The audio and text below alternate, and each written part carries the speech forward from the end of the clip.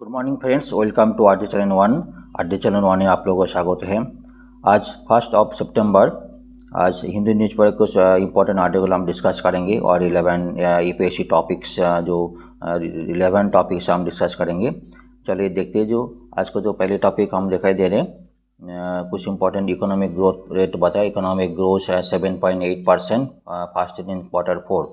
जो first quarter है 2023-24 का जो क्वार्टर है उसमें 7.8% इंक्रीज किया है।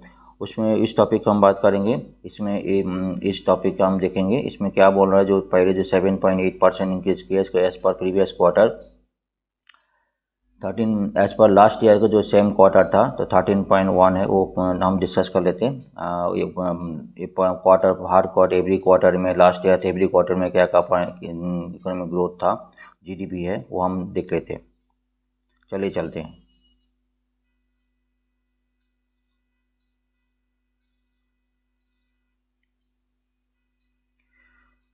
यहाँ पे बता रहे जीडीपी ग्रोथ 7.8% इन फर्स्ट क्वार्टर में 7.8% ग्रोथ करता है। नेशनल स्टैटिस्टिकल ऑफिस जो है एनएसओ से भी डाटा रिलीज हो रहा है। 31 अगस्त ये स्टडी रिलीज हुआ है। इस पॉइंट में हम एनालिसिस किया है। हर न्यूज़ चैनल ने उसका जो रिसर्च है इसका एनालिसिस किया है। हर सेक्टर का क्या इम्प्रूवमेंट हुआ उन्होंने डिस्कस किया है। इस वन बाय वन डिस्कस करते हैं।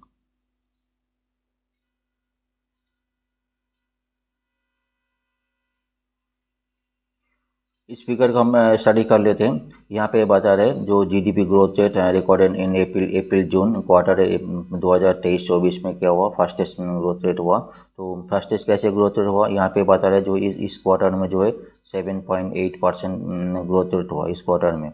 इसके पहले जो है तो इसके लास्ट ईयर जो फोर्थ क्वार्टर था तो ये दिस वन जो फर्स्ट क्वार्टर 1 ऑफ 2023-24, ठीक है। उसका पहले जो इसका पहले क्वार्टर में क्या था देख लेते हैं। उसका पहले क्वार्टर में था 6.2। ये उसका जो क्वार्टर प्रीवियस क्वार्टर में था 4.5%। 4.5% था उसका प्रीवियस क्या था, उसके पीछे पर 6.1%, ठीक है। इसका प्रीवियस 6.1%, ठीक है। तो ये बता रहे जो लास्ट 4 क्वार्टर में हाईएस्ट है इसका 6.1 टू 6.1 से 4.5, 4.5 पर 6.2 एंड 7.4 फोर्थ क्वार्टर में ये लास्ट 4 क्वार्टर में हाईएस्ट हुआ है। और previous as per previous 7. As per last year जो सेम क्वार्टर था 13.1% ग्रोथ रेट था। ये हम डिस्कस कर रहे हैं। हायर एज में जो इसका पहले 2021-22 में 21-22 में क्या था तो पहले क्वार्टर में 21.5 था परसेंट था 2021-22 में। उसके बाद जो है 9.1%, उसके बाद 5.2%, 9.1%, 5.2%, क्लियर है ना। और उसके बाद 4.5 मतलब 4.0%। इसका 21-22 से 21-22 से था। ये कौन सा था, 2021-22 में था। अभी हम बात कर रहे हैं 2023-24, ठीक है। हम बात कर 2023-24। तो 2023-24 जो हुआ था 7.8% इंक्रीज हुआ, ठीक है। 7.8% इंक्रीज हुआ, ठीक है। कैलकुलेशन हम देख लेंगे। जो डाटा रिलीज़ किया है नेशनल स्टैटिस्टिकल ऑफिस से डाटा रिलीज हुआ वो हम स्टडी कर लेंगे तो बेटर और क्लियर हो जाएगा। तो Q1 जो लास्ट ईयर का Q1, 2, 3 एंड जो 1, 2, 3, 4 हम डिस्कस कर लिया था, ठीक है। तो वॉट एवर रिलीज करता हूँ Q1 लास्ट ईयर जो Q1 में 13.1% था, ठीक है। उसके बाद ये आ गया जो 6.2%। उसके बाद Q3 लास्ट ईयर का 4.5%, ठीक है। उसके बाद लास्ट ईयर Q4 जो 6.1% हो गया था, ठीक है। अभी दिस ईयर जो है फर्स्ट क्वार्टर 2023-24 का फर्स्ट क्वार्टर 7.8% ग्रो हुआ, ठीक है। कैलकुलेशन कौन सा मेथड, कैलकुलेशन मेथड कैसे 7.8% ग्रो हुआ हम वन कैलकुलेशन मेथड देखेंगे तो और क्लियर हो जाएगा।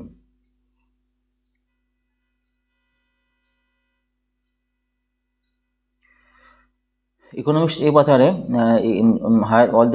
जो इकोनॉमिस्ट लोग ये बता रहे 7.8% ग्रो हुआ फर्स्ट क्वार्टर, लेकिन फिर भी weekend monsoon high inflation and global headwind जो है तो वर्ल्ड वीकेंड वर्ल्ड जो है वो टेम्पर जो piece growth rate in the rest of 2023-24 2023 जो क्वार्टर 1 2 3 मतलब जो 2 3 4 है रेस्ट ऑफ दी क्वार्टर है उसमें ग्रोथ रेट कम आने का चांसेस है। क्यों कौन क्या रीजन है उसके बाद है बता हाई इन्फ्लेशन रेट है, वीक मानसून है और ग्लोबल हेडविंड है, मतलब ग्लोबल जो रिसेशन है उसके वजह से ये कारण हो सकता है।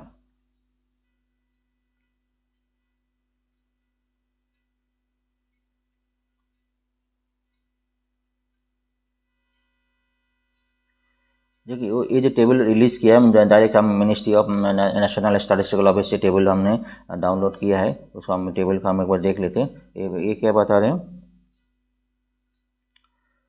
क्वार्टरली एस्टिमेटेड जीबीए, ठीक है, ग्रॉस वैल्यू एडेड, ठीक है, ऑन द बेस प्राइस किसको कहा है, बेस प्राइस किसको 2011-12 बेस प्राइस मना अप्रैल जून को जो है उन्होंने रिलीज़ किया। बेस प्राइस किसका है 2011-12 को उन्होंने बेस प्राइस पकड़ा, तो पता ही आपको बेस प्राइस में 2011 को बेस प्राइस पकड़ अप्रैल जून को जो है क्या जीडीपी और जीबी है उन्होंने रिलीज़ किया। इसमें एक देखेंगे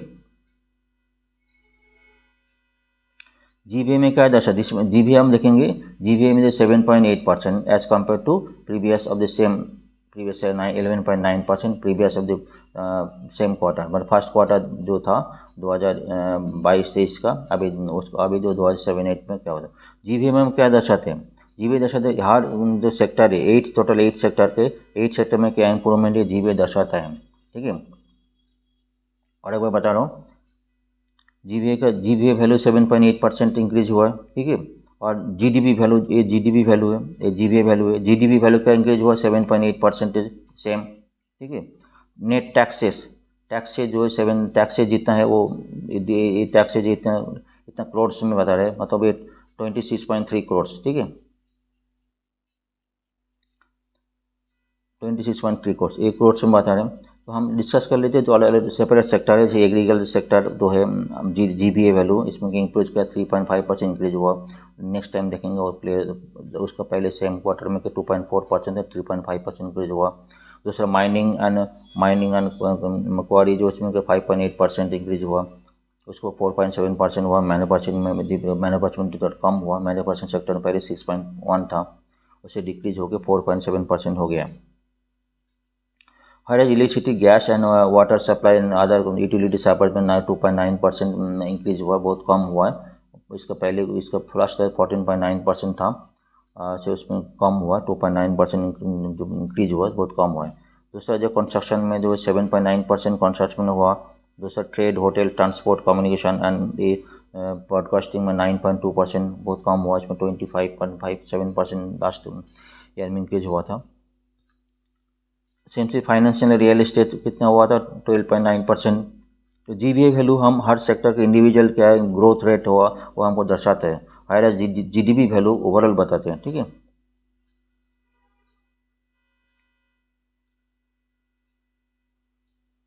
इसमें बता रहे रियल जीडीपी और जीडीपी का कांस्टेंट प्राइस जो है 2011-12 जो हम बताया था, जो है कांस्टेंट 2011-12 में प्राइस ऑफ Q1 इस मतलब quarter 1 2023-24 estimated value level rupees 40.37 lakh crore. ये जो डाटा हमने लिया डायरेक्ट नेशनल स्टैटिस्टिक्स ऑफिस लिया, रिलेवेंट डाटा है, कैलकुलेशन कैसे हैं वो देख लेते हैं। ये क्या बोल रहे हैं, रियल जीडीपी और जीडीपी कांस्टेंट प्राइस 2011 प्राइसेस में क्वार्टर फर्स्ट क्वार्टर में जो एस्टिमेटेड रुपीज 40.37 लाख करोड़, 40.37 कहाँ से आया, दिस वन 40.37 लाख करोड़, ठीक है, quarter lakh crore as against 37.44 lakh crore in quarter 1 2022-23 37.44 lakh crore, ठीक है, ये लास्ट ईयर में था 37.44 lakh crore.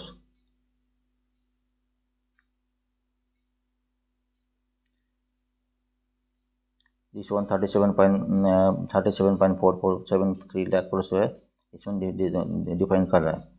Saving around 7.8% compare to 13.5% in quarter 1 और क्वार्टर 2। 7.8% जीडीपी था, अभी 13.1%, पहले 13.1% लास्ट क्वार्टर में तो पहले डिस्कस किया, अभी कितना आ रहा है 7.1%, 7.8% इंक्रीज हुआ। मतलब 13.1% लास्ट इसमें था, अभी कितना है 7.17 इंक्रीज हुआ 7.8%। अच्छा, इसमें यहाँ पे GVA से देखो जी how to calculate GDP from GVA एक बार देख लेते हैं, जो नेशनल स्टैटिस्टिक्स का कैसे किया।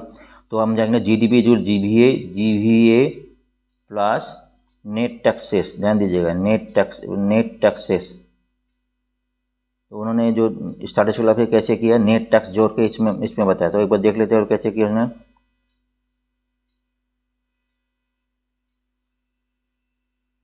वो ध्यान से देखिएगा, हमारा तो GVA this one 37.73 lakh crore था, 37,73,932 मतलब 37.73 लाख करोड़ था।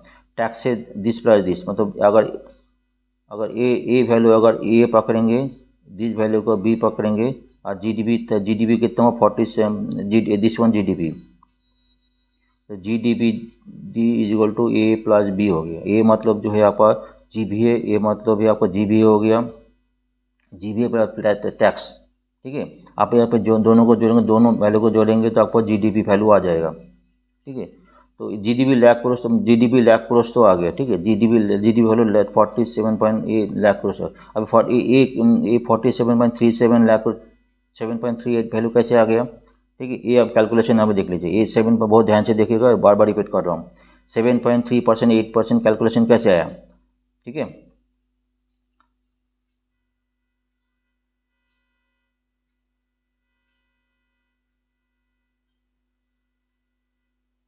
हम देख रहे हैं 7.8% कैलकुलेशन कैसे उन्होंने कैलकुलेशन किया, ठीक है। हम ए वैल्यू का हमको ए बता रहा हूँ, मतलब जो GDP वैल्यू अब 2023-24 क्वार्टर वन में 40.37 लाख करोड़ था, ठीक है, इसको ए बोल रहा हूँ, ठीक है। सेम क्वार्टर 2022-23 में कितना था 37.44, इसको बी बोल रहा हूँ। चलो GDP is equal to a minus b by divided by b हो जाएगी इंटू 100, ये आपको परसेंटेज में आ जाएगी। मतलब ये सेम वैल्यू आपका सेम वैल्यू ए GDP जो है 2023-24 में ए वैल्यू पकड़ा, 22-23 में बी 37.44, मतलब GDP calculation a minus b divided by b, मतलब बी मतलब जो इंटू 100% में आपको 7 इज इक्वल टू आपको 7.8% आ जाएगा।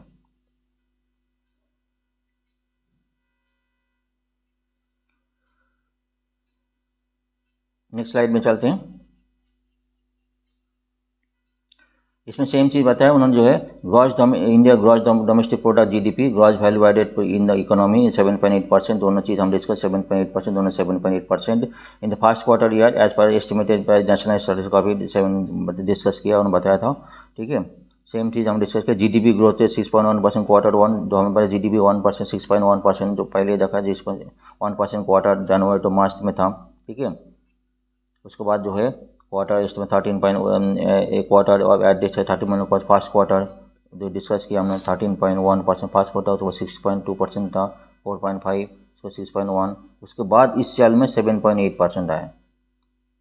ये सारी डिस्कशन ऑलरेडी डिस्कस हो गया, ठीक है। नेक्स्ट स्लाइड में चलते हैं। इसमें जो है बोल रहा है क्वार्टरली एस्टिमेट्स ऑफ एक्सपेंडिचर में तो में GDP उन्होंने कैलकुलेट की है, तो 7.8% GDP वैल्यू एक बार एक कैलकुलेशन में तो हम देख लेंगे, क्योंकि बहुत सारी थ्योरी में बहुत सारी लिखा तो क्लियरटी नहीं हुआ। लेकिन आज पर नेशनल स्टैटिस्टिकल ऑफिस जो उन्होंने कैलकुलेशन किया, वो कैलकुलेशन मेथड को एक बार देख लेते हो। इसका पहले स्लाइड इसके प्रीवियसली उन्होंने डिस्कस किया था, लेकिन आप इस स्लाइड के ऊपर बहुत ध्यान से देखें कैसे एक्सपेंडिचर मेथड में उन्होंने कैलकुलेशन किया, ठीक है। इसमें क्या बोल रहे हैं, फर्स्ट कैटेगरी पर private final consumption this one पकड़ private final consumption expenditure PFCE, दूसरा government final consumption expenditure GFCE, ठीक है, इसको बी पकड़ रहा हूँ। Gross fix capital formation GFC, इसको सी पकड़ रहा हूँ, ठीक है। तो GDP आपका कैलकुलेशन हो जाएगा A plus B plus C हो गया, ठीक है, जो यहाँ पे क्लियरली लिखा है, ठीक है। प्लस जो है चेंज इन स्टॉक CIS, इसको हमने D बता रहा हूँ, चेंज इन स्टॉक, ठीक है, प्लस D जो करेंट सब जो करना पड़ेगा, वैल्यूबल्स जो है सब जो करना पड़ेगा, इसको हम ई जोड़ कर प्लस ई सब जोड़ करना पड़ेगा, ठीक है। जो करने के बाद जो है प्लस एक्सपोर्ट माइनस इम्पोर्ट, इसको एक्सपोर्ट माइनस इम्पोर्ट मतलब एफ और जी करेंगे, एफ माइनस जी हो जाएगा, ठीक है। इसमें बहुत ध्यान से देखिए और दोबारा बता रहा हूँ, जीडीपी कैलकुलेशन के जितने भी वैल्यू है 1 2 3 4 जितने भी वेरिएबल्स है वो सबको जोड़ किया, सभी को उन्होंने जोड़ किया। उसके बाद जो रिजल्टेंट एक्सपोर्ट माइनस इम्पोर्ट, ठीक है। अगर इम्पोर्ट ज़्यादा होगा तो इम्पोर्ट पहले आ जाएगा, एक्सपोर्ट बाद में हो जाएगा। तो रिजल्टेंट जो है उसमें रिजल्टेंट जो है उसमें तो हो जाएगा। तो अगर यहाँ पे देखेंगे इम्पोर्ट ज़्यादा है, एक्सपोर्ट कम है, तो माइनस माइनस हो जाएगा, ठीक है। वही वैल्यू तो 40.37 लाख करोड़ जो लास्ट साइड में डिस्कस किया, 14.37 लाख करोड़ जो है यहाँ पे जो आ जाएगी। ये मेथड आपको जो अगर और भी डिस्कशन देखना है तो नेशनल स्टैटिस्टिकल ऑफिस साइट में जाकर डाउनलोड करेंगे और क्लियर कर सकते हैं।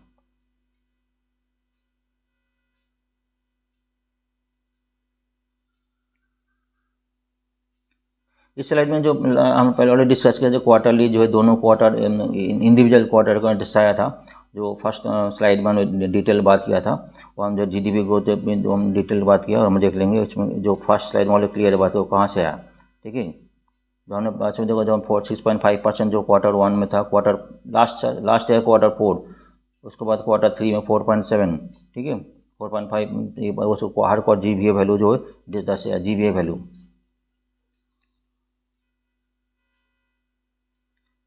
जैसे जीबीए वैल्यू नेक्स्ट स्लाइड में जीडीपी वैल्यू का देखेंगे, क्वार्टरली जीडीपी वैल्यू को हम देख लेंगे।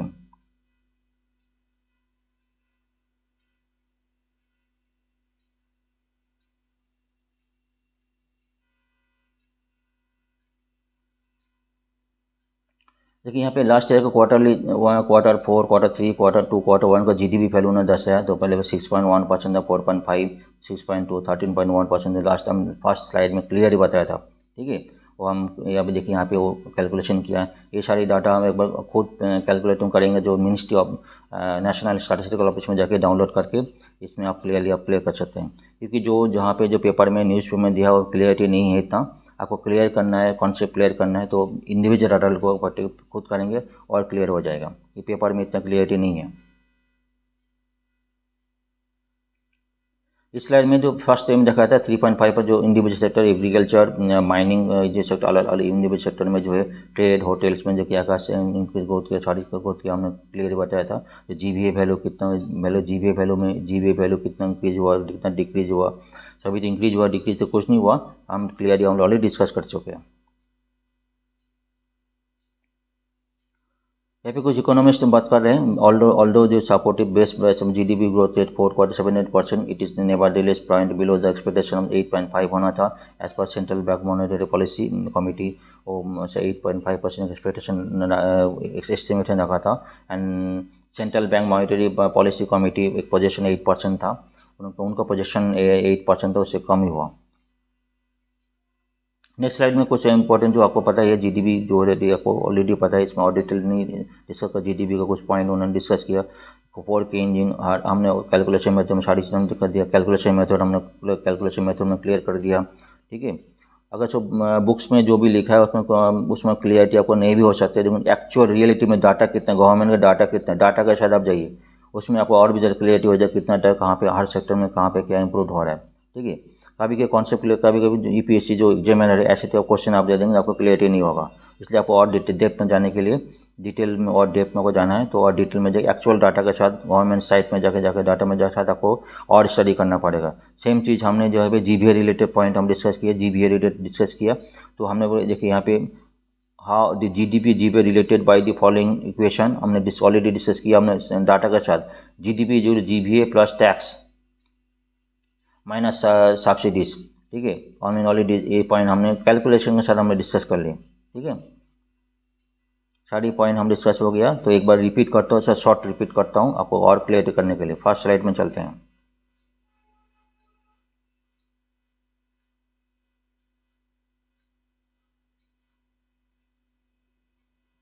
हमारे फर्स्ट स्लाइड में आ गया, इसमें जो फर्स्ट स्लाइड में आ गया, इसमें ये बता रहे हैं जो gross domestic product 7.8% first quarter, 7.8% first quarter clear हो गया। ठीक, as compare to 13.1% growth in first quarter in 2022-30, ठीक है। इसके साथ जो पहले डाउन हुआ था, डाउन दोनों उसके बीच में जो फर्स्ट क्वार्टर में 13.1% आया था लास्ट फाइनेंशियल वन में, उसके बाद क्वार्टर 2 में जो डाउन होते गया, क्वार्टर 2 में कितना हुआ 6.2%, ठीक है। 13.1 से 6.2% हो गया था, उसके बाद जो 4.5% हो गया था, उसके बाद जो है 6.1% हो गया था। ये ध्यान दीजिएगा 6.1% का अभी फर्स्ट क्वार्टर में 2023-24 में 7.8%, इसमें यही बताया, ठीक है फ्रेंड्स। सारी चीज़ हमने किया, सारी चीज़ डिस्कस किया। आपको और कुछ क्लैरिटी चाहिए, कुछ दिक्कत हो रहा है तो आप मेरे को मैसेज करिए, लाइक करिए, शेयर करिए। आप लोगों का एक लाइक, आपका जो कमेंट्स मेरा ग्रोथ के लिए इम्पोर्टेंट होगा। Thank you. नेक्स्ट स्लाइड में हम चलते हैं, नेक्स्ट आर्टिकल तरफ चलते हैं। कल हम डिस्कस किया था, कल दिन इवनिंग में बहुत एक मैसेज आया था जो उसके ऊपर हर न्यूज़ चैनल उसके ऊपर काफ़ी चर्चा हो रहा है। Chinese President Xi Jinping yet to confirm the presence of G20 summit in Delhi will be held on September 9 to 10। September 9 to 10 में जो G20 summit दिल्ली में होने वाला है, तो शी जिनपिंग चाइनीज़ प्रेसिडेंट है, वो अभी तक कंफर्म नहीं किया है। ये बात एक शॉकिंग न्यूज़ है। कल से काफ़ी सारी न्यूज़ चैनल है, इसका बहुत चर्चा हो रहा है। कल हमने एक शॉर्ट वीडियो लॉन्च किया था। इसमें कैसे एनालिसिस का सिग्निफिकेंट है काफ़ी सारी, क्योंकि इसमें लास्ट जो अगस्त आपने देखा, अगस्त 20 to 24 तक जो ब्रिक्स मिक्स हुआ था, उसमें दोनों कंट्री के हेड मिले थे। हमारा प्राइम मिनिस्टर नरेंद्र मोदी जी ने और चाइनीज़ प्रेसिडेंट शी जिनपिंग मिले थे। उस का भी कुछ टॉपिक बात हुई थी, जो LAC जो है, LAC के बारे में डिटेल थोड़ा बहुत बात हुई थी, डिटेल बात नहीं हुई थी। हम एक्सपेक्ट कर रहे थे इस बार शी जिनपिंग जब इंडिया में आएंगे G20, इंडिया जो एनालिसिस इकोनॉमिक्स से उम्मीद कर बैठे थे, कुछ डिटेल डिस्कशन होगा। मेन तो 2 टॉपिक है, LAC के बारे में तो बातचीत होना था, क्योंकि दोनों कंट्रीज लैक्स ऑफ ट्रूप्स जो है, सोल्जर्स दोनों कंट्री में वहाँ पे LAC में जमायत है। काफ़ी चर्चा होने के बाद कोई समाधान नहीं हुआ। और कुछ दिन 2 और 3 दिन पहले जो एक इश्यूज हुआ था, जो चाइनीज़ जो है स्टैंडर्ड मैप जो पब्लिश किया, मैप के जिसमें देखा गया जो है अरुणाचल प्रदेश और अखाई चीन का कई जो अरुणाचल का मोस्ट ऑफ काफ़ी पार्ट जो है चाइना के अंडर में उन्होंने आ गया है। ये सारी पॉइंट डिस्कशन करना था। लेकिन एनालिसिस इसके ऊपर का, अगर उसका एब्सेंस एनालिसिस सिग्निफिकेंट है, एनालिसिस के ऊपर काफ़ी सारी उसका सिग्निफिकेंट काफ़ी एनालिसिस कर रहे हैं। तो हम आर्टिकल को डिटेल देखते हैं।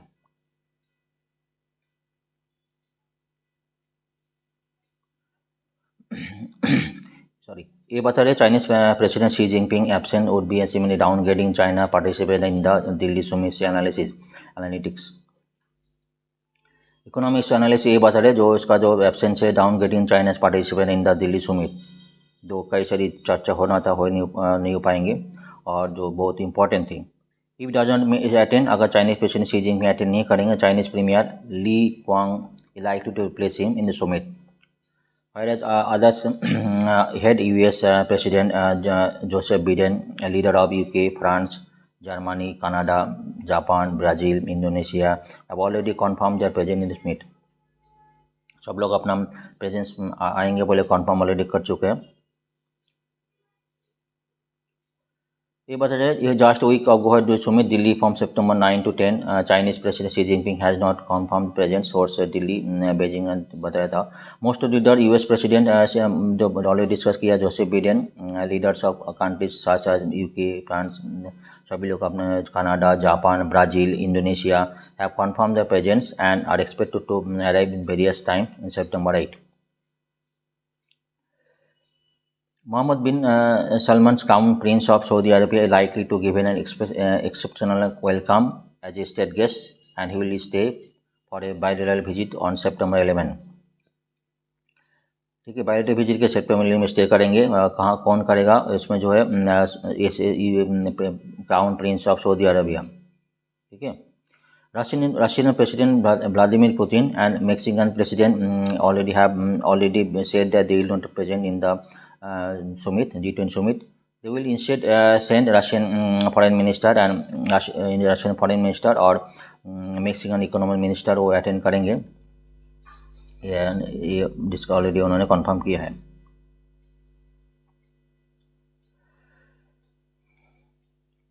Xi Jinping absence would break from the past and would be seen downgrading China's participation Delhi summit से एनालिसिस से उसको काफ़ी चर्चा हुई थी।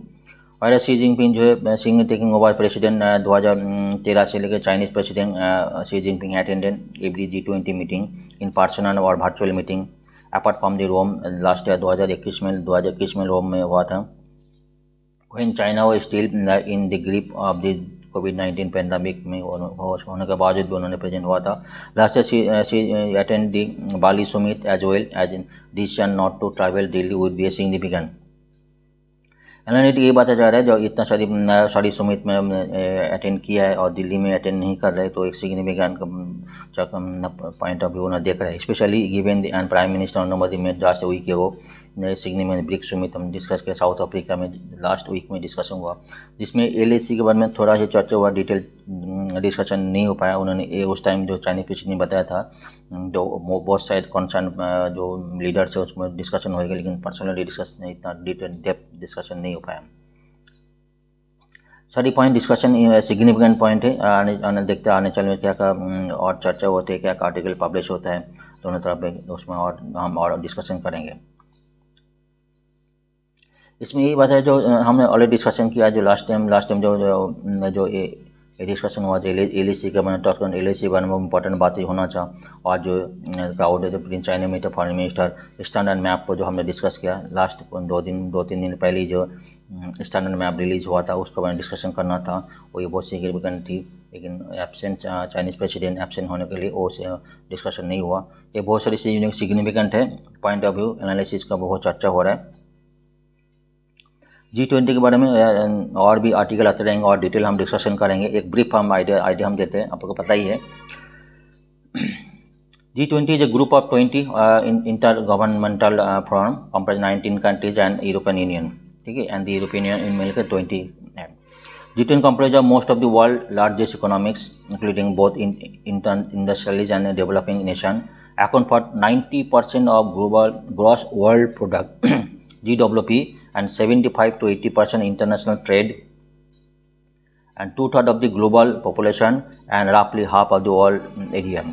दोबारा बता रहा हूँ 90% of GWP, 70 to 80% international trade, 2/3 of the global population and roughly half of the world land area। जो G20 जो कंट्रीज है वो कवर करते हैं।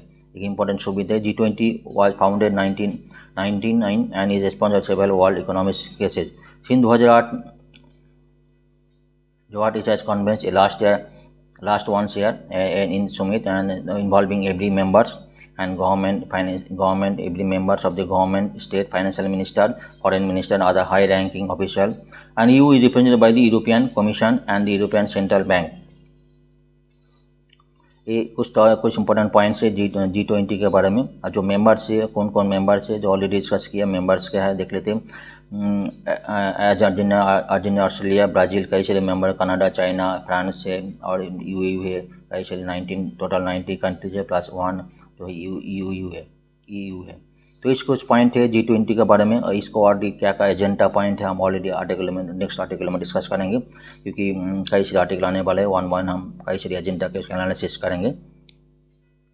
तो हम इसी तरह का नेक्स्ट आर्टिकल चलते हैं।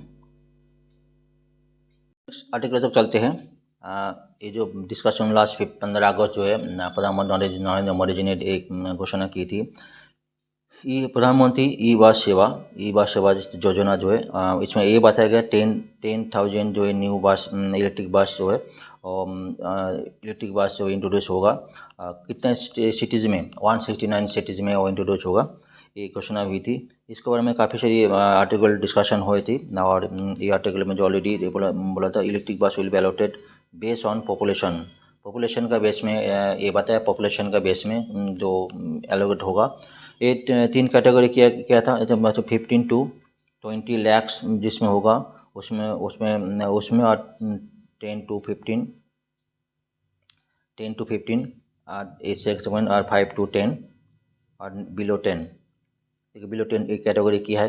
बिलो 5 दिस कैटेगरी 50 बस मिलेगा, इसमें 100 में मिलेगा, ठीक है। अलग अलग कैटेगरीज में उसमें कैटेगरीज बने की है,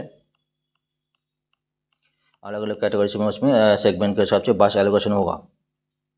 ये डिस्कशन हुआ था, जो इनिशिएटिव जो इसमें इसका सिग्निफिकेंट क्या है, सिग्निफिकेंट कैसे इसमें जॉब एम्प्लॉयमेंट जनरेशन एम्प्लॉयमेंट करेंगे। मेन तो इसका मेन इनिशिएटिव ई मोबिलिटी मतलब ऑलरेडी बात किया। ई मोबिलिटी मतलब इनिशिएटिव में मतलब एक्सपेंशन ऑफ मतलब जो हमारा use electric car, electric bike, electric motor, electric wheels का जो है जो कार्बन इमिशन जो है जीरो करते हैं। कार्बोनेशन जो है इमिशन जीरो का एक get initiative of Indian government. तो हमारा जो टारगेट है 2077 तक नेट कार्बन एमिशन जो है जीरो होना चाहिए। मतलब कार्बन एमिशन जीरो तो मतलब बिल्कुल जीरो तो नहीं होगा, लेकिन कुछ कंज्यूम में होता है, मतलब दोनों का नेट जो है जीरो है। 2070 टारगेट है, एक one of the most initiative by the government, ये हम बोल सकते हैं। इसका जो पॉइंट्स हम देख लेते हैं क्या क्या इस आर्टिकल में क्या क्या बता रहे हैं। इसमें ये बता रहे 110,000 इलेक्ट्रिक बस प्राइम मिनिस्टर ई बस सेवा योजना। एक और ध्यान दीजिए पीपीपी मॉडल, प्राइवेट पब्लिक, देखिए प्राइवेट पब्लिक इंटरप्राइज, ये प्राइवेट पब्लिक जो दोनों पीपीई मॉडल में होगा, प्राइवेट और पब्लिक दोनों, प्राइवेट एंड पब्लिक दोनों मिलकर होगा, ठीक है। इसमें दोनों कंट्रीब्यूट करेंगे। 10,000 इलेक्ट्रिक बस अंडर पीएम ई बस योजना would be carry uniform branding provided Indian government would be allocated based on the population of the particular city। ये हमने डिस्कस किया, पॉपुलेशन के हिसाब से पर्टिकुलर सिटी को पॉपुलेशन डिस्कशन होगा, ठीक है।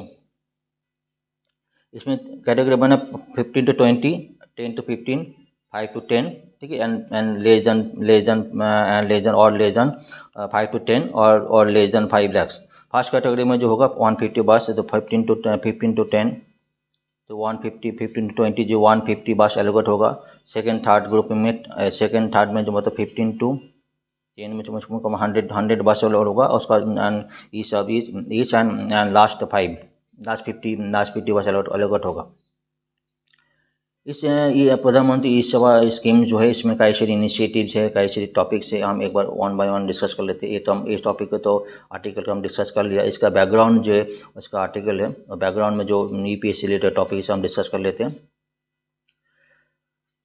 The Union Cabinet approved प्रधानमंत्री ई बस सेवा schemes am the booster bus city bus. एक तो नंबर सिटी बस है, दो segment city bus boosting setting और ई मोबिलिटी, दो सेगमेंट को इंप्रूव करने के लिए डिस्कशन हुआ था। Introduction 10,000 electric city bus through public private partnership, दोनों का गवर्नमेंट प्राइवेट दोनों मिलके ही उसमें ये सेवा योजना होगा। Aim to enhance urban transportation efficiency, जहाँ पे मेनली फोकस किया, जहाँ पे बस सर्विस बहुत पोर है उस सिटीज़ को उन्होंने कवर किया है। और पॉपुलेशन के साथ plus populations and environmentally friendly practice, environmentally friendly practice जो हमने डिस्कस किया, कार्बन एमिशन जो है मेनली टारगेट है 2070 तक, इस टॉपिक को उन्होंने मेनली फोकस किया। तो पहले सेगमेंट जो है हम डिस्कस करें, जो augmentation of city bus service है, ठीक है। इस सेगमेंट जो सिटी बस सर्विस जनरेटर नहीं होगा, उसमें जो कैसे इंफ्रास्ट्रक्चर, तो पहले 10,000 बस है, उसके बाद जो कुछ चीज़ जो इंफ्रास्ट्रक्चर डेवलप करना है, डिपोर्ट इंफ्रास्ट्रक्चर डेवलप करना पड़ेगा, alongside the creation of essential और पावर इंफ्रास्ट्रक्चर बनाना पड़ेगा, और जो substation to accommodate the electric buses substation बनाना पड़ेगा, बस स्टैंड बनाना पड़ेगी, कई सारी इंफ्रास्ट्रक्चर इनिशिएटिव करना पड़ेगा, रोड बनाना पड़ेगी, कई सारी पॉइंट इसका इंक्लूड है। दूसरा जो है सेकेंड सेगमेंट जो है green urban mobility initiative, 181 cities में ग्रीन अर्बन इनिशिएटिव होगा। ये जो बात की थी नेशनल कॉमन मोबिलिटी कार्ड, ठीक है, based automated card system, collection system, building necessary charging infrastructure जो है करना है, वो भी इसका इंक्लूड है। सबसे डिपार्टेशन scheme aim to transform urban mobility landscape. Urban mobility landscape जो है ये भी इंपॉर्टेंट पॉइंट है, दो ही स्कीम का अंडर है। तो स्कीम जो मेन एजेंडा को अगर ध्यान रखना, मेन तो इसका टारगेट जो है आपको ग्रीन इनिशिएटिव और जो है infrastructure city bus infrastructure develop करने के लिए ये मेन इनिशिएटिव जो है 15 अगस्त में लिया गया था। नेक्स्ट स्लाइड में हम चलते हैं, क्विकली चलते हैं। What is the significance of this scheme? जो एक पर एम्प्लॉयमेंट जनरेशन होगा, बूस्टिंग ई मोबिलिटी ऑलरेडी डिस्कस कर चुके हैं, एनवायरमेंटल इम्पैक्ट जो हमने डिस्कस कर चुके हैं। एम्प्लॉयमेंट जनरेशन होगा, मतलब 45,000 से 55,000 जॉब्स क्रिएशन होगा। उस जॉब के साथ साथ और भी कई सारी हमने देखा गया, अगर कोई नया चीज़ पर उसके साथ साइड बाई साइड और भी कई सारी जॉब एलोकेट हो, कई सारे शॉप खुल जाते हैं, कई सारी कोई लोगों को रोजगार खुल जाते हैं, इकोनॉमिक ग्रोथ भी होता है। जॉब का मतलब मेरा बोलने का मतलब है कई सारी इंफ्रास्ट्रक्चर डेवलपमेंट होगा तो शायद अगर जॉब तो क्रिएशन होगा ही होगा, साइड बाई साइड कई लोगों का जॉब भी क्रिएशन होता है, कई सारी बिजनेस भी क्रिएट होता है, कई सारी लोगों का जॉब भी लग जाता है। मतलब जॉब मतलब बिजनेस क्रिएट मतलब एक सोर्स ऑफ इनकम ही बढ़ जाती है, ये भी एक इनिशिएटिव है। बूस्टिंग ई मोबिलिटी बूस्टिंग है, वो बहुत इंपॉर्टेंट जो है 2070 तक 2070 तक जो हमारे जो कि कार्बन एमिशन नेट जीरो करना था, ये भी बहुत सारी एक टारगेट इम्पैक्ट है, एक एक्शन प्लान है। अगर क्वेश्चन में आ गया तो कोई एक्शन प्लान अगर एमिशन को, ये भी एक मेजर इंप्रेशन है। और भी कई सारी हो सकता है, प्लांटेशन हो सकता है, कई सारी इशू हो सकता है, आपको कई सारे पॉइंट आप डिस्कस कर सकते हैं। जो environmental impact of CAG reduction, कई सारे जो हम CAG to shift towards the, देखिए इसमें लेकर इसमें एक पॉइंट लगा, this shift towards electric mobility projected have profound environmental benefit.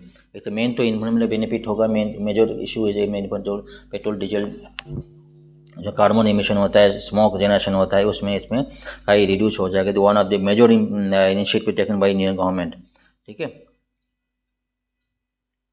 चलिए हम नेक्स्ट आर्टिकल तक चलते हैं। स्टडी घोषणा हुई थी, special session of parliament from September 18 to 20 एक होगा, स्पेशल सेशन होगा, 5 सीटिंग होगा, लेकिन अभी उसका एजेंडा अभी तक क्लियर नहीं हुआ।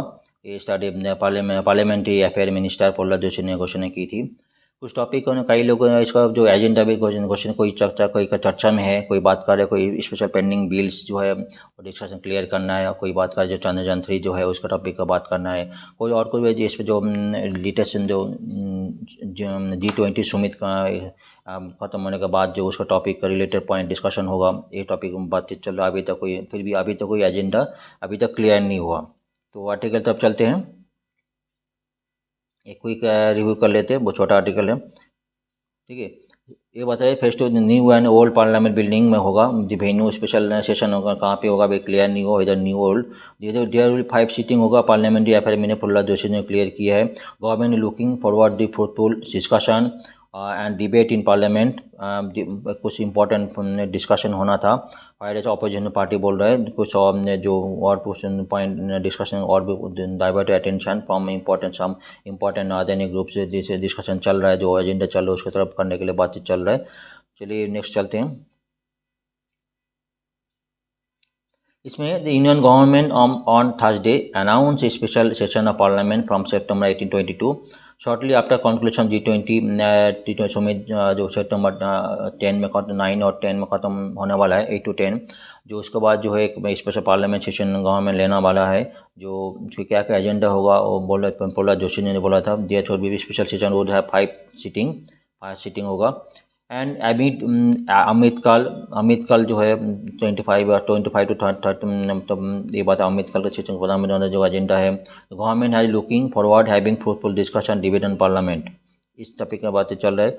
ऑपोजिशन कुछ बोल रहा है इसको, और दूसरों को टॉपिक बात डाइवर्ट करने के लिए बात ये बात चल रहा था। लेकिन गवर्नमेंट का जो बोल रहे कुछ वोमेन रिलेटेड हो सकते, may be women related pending bills जो क्लियर करने के लिए हो सकते हैं, चर्चा हो जाते हैं। चंद्रयान 3 सक्सेसफुल हो, उसका तरफ भी कुछ डिस्कशन हो सकता है।